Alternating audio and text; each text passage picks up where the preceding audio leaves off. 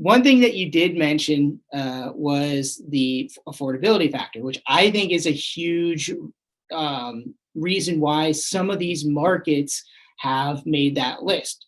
Mhm. Columbus being a very affordable Midwest city. Indianapolis was also on the list, another affordable Midwest city. Tampa, as you said, the prices are appreciating rapidly, but maybe previous to this was seen as an affordable Right. area. Yeah.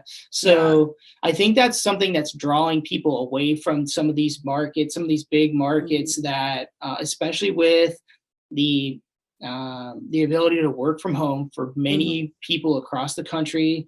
That was a huge development of 2020, and I'm from what I've read and heard, we're going to see that work from home thing Mhm. expand over the next 10 years.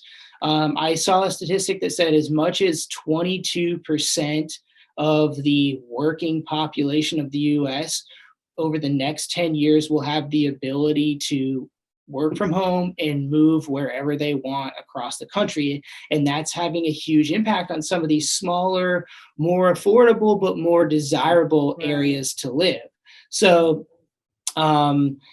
I think that's great for like looking at Central Ohio, looking at Columbus. It means that we have job growth. It means that we have a high level of demand. But part of the reason we have that demand is because it's easier to buy a house here than it is in San Francisco or Yeah.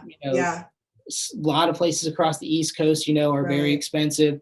Um, but so I mean, the way I look at it is from a buyer's perspective. Yeah, it is a competitive market, but it's probably still way better than buying a home in many other parts across the country Right. because it's still more affordable and it's a great place to live. Columbus is um, it's a bigger city, but it's got a smaller city feel to it, and it's also a Right. very clean, easy to get around. So there's a lot of desirability for people to be here.